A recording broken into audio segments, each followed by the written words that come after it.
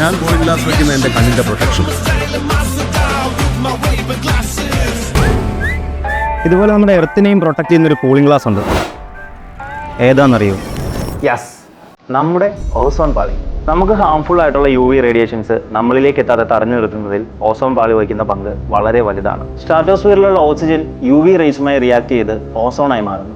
ഭൂമിയിലേക്ക് വരുന്ന 97% UV റേസും ഇതുപോലെ ബ്ലോക്ക് ചെയ്യപ്പെടും. ഇങ്ങനെ രൂപപ്പെടുന്ന ഓസോൺ അന്തരീക്ഷത്തിൽ ഒരു പുതപ്പ് പോലെ പ്രവർത്തിച്ച് ഭൂമിയെ സംരക്ഷിക്കുന്നു. എന്നാൽ ക്ലോറോഫ്ലൂറോ കാർബൺ, ഹാലോൺസ് പോലെയുള്ള കെമിക്കലുകൾ ഓസോണിനെ വിഘടിപ്പിച്ച് വീണ്ടും ഓസോൺ പാളിയെ പതിയെ ഇല്ലാതാക്കും.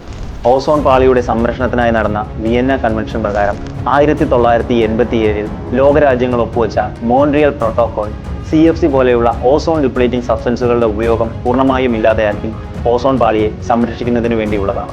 ഏകദേശം 2060 ഓസോൺ പാളിയിലെ വിള്ളൽ പൂർണ്ണമായും ഇല്ലാതെയാക്കി ഭൂമിയെ സംരക്ഷിക്കാനാകുമെന്ന പ്രതീക്ഷയിലാണ് ശാസ്ത്രലോകം.